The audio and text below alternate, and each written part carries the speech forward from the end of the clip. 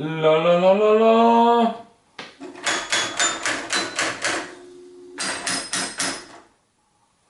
Tā viņš nospēlēja manu dziesmu.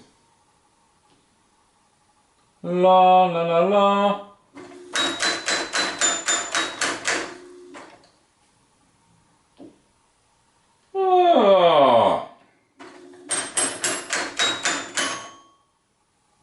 Fantastika. Tātad tas ir mans ksilofonu spēlējošais robotiņš. Tūlīt paskatīsimies, no kā viņš ir uzbūvēts. Pašā robotiņa pamatā ir griezošs disks, uz kura ir 2 solenoīdi. Solenoīdi tie ir tādi elektromagnēti, kuri ieslēdzās, līdz ko viņiem padod elektrību. Un šis te puļķis uzreiz tajā brīdī ievalkās iekšā. Tādā veidā tiek uzsists pa kauliņu. Šo disku griež mazs steperīšu motors. Steperītis tas tāds motors, kuram tu saki, vai vienu solīti uz vienu pusi, uz vienu pusi, uz vienu pusi, uz vienu pusi vai uz otru pusi. Un tad tas tieši to arī dara. Tā lēnām soli pa solītim viņš kustina disku uz vienu vai uz otru pusi. Meņucis, kurš ir iemontēts vertikāli, tāpēc, ka, kāpēc gan ne, 2 pogas un viens maziņš lēts ķīniešu ekrāniņš, uz kura ir meņucis, kuru bez brillēm man pašam ir grūti salasīt, bet ar vienu pogu mēs kustinām, un ar otru mēs pasaucām spēlīti.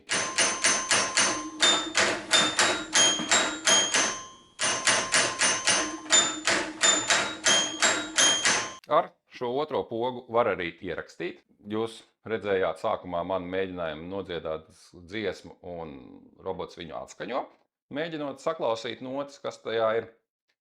Un tas notiekās nospiežot pogu un turot viņu ilgāk. Failed. Tas strādā acīm redzot tikai tad, ja pie Raspberry ir pieslēgts mikrofons. Bet es šobrīd šajā mikrofonā runāju. Tehniskā puse un vadu. Visos tajos vadiņos īstenībā ir diezgan zelžaina kārtība.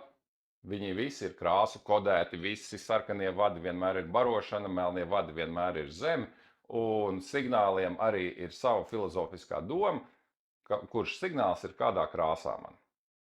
Šis ir stepera motora kontrolieris. Tās ir tas, kuram es dodu signālus. Motors pagriežās kādu bišķiņu uz vienu vai uz otru pusi, un tad jau šis te kontrolieris pats māk darboties ar stepera motoru spolēm un vīdīt visu, kā nu tas viņam ir jādara.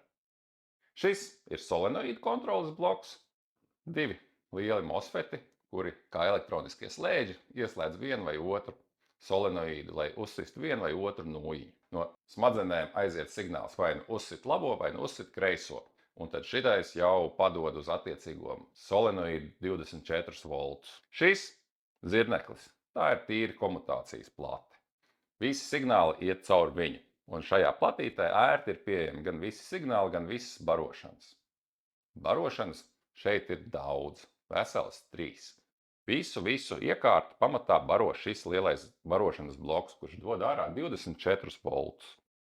Gan steperim, gan mazajiem solenoīdiem viņiem ļoti patīk darboties no 24 voltiem, bet, lai varētu pabarot smadzenes, šajā gadījumā Raspberry Pi 4 ir 5 voltu pārveidotājs. 5 volti aiziet un pabaro Raspberry. Bet Raspberryiem ir tāda nelaime, ka iekšā viņš darbojās ar 3,3 voltu signāliem. Un attiecīgi gan podziņām, gan pārējām lietām vajag atbalstīt 3,3 voltu signālus. Tāpēc no Raspberry es ņēmu apakaļ un arī dabūnu 3,3 voltus. 3 spriegumi, 24 volti, 5 volti un 3,3 volti. Pilnīgs haoss. Lūk. Nu, un tā visi signāli aiziet uz Raspberry GPIO ķepiņām, punktiņiem, ieejām, savienojumiem, piniem. Un tā visi signāli ir pieslēgti Raspberryam, un Raspberrys sarunājas ar solenoīdu un motoru kontrolieri tīri caur GPIO, padodot spriegumu vai noņemot.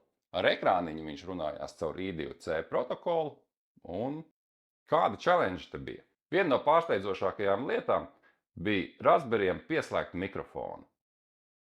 Varētu padomāt, re, kur ir audio ieeja, re, kur ir USB Type-C, Nu, spraud kaut ko, kaut vai jebkuras austiņas ar mikrofonu un lieto.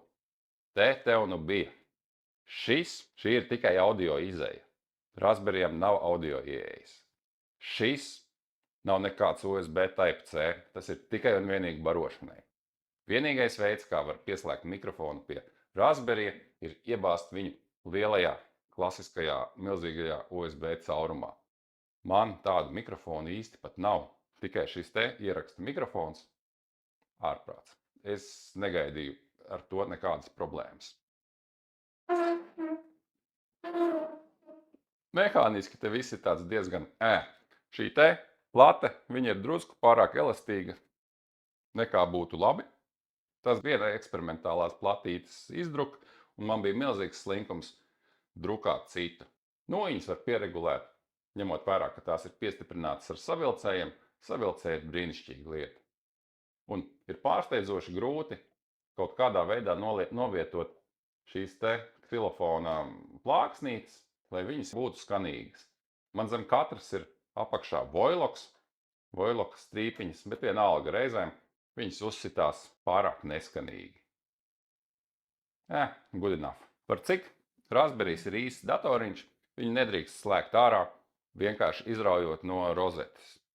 Tas ātri sabeigs viņa SD kartiņu, uz kura ir virsū sistēma, tāpēc ir vajadzīgs kaut kāds veids viņu shutdownot. Shutdowns man ir nospiežot abas kopas vienlaicīgi. 3, 2, 1. Un viņš tūlīt izslēgsies, un viņu var raut ārā no rozetes un likt plauktā. Lūk tā, tas ir mans ksilofona robotiņš. Like, share and subscribe.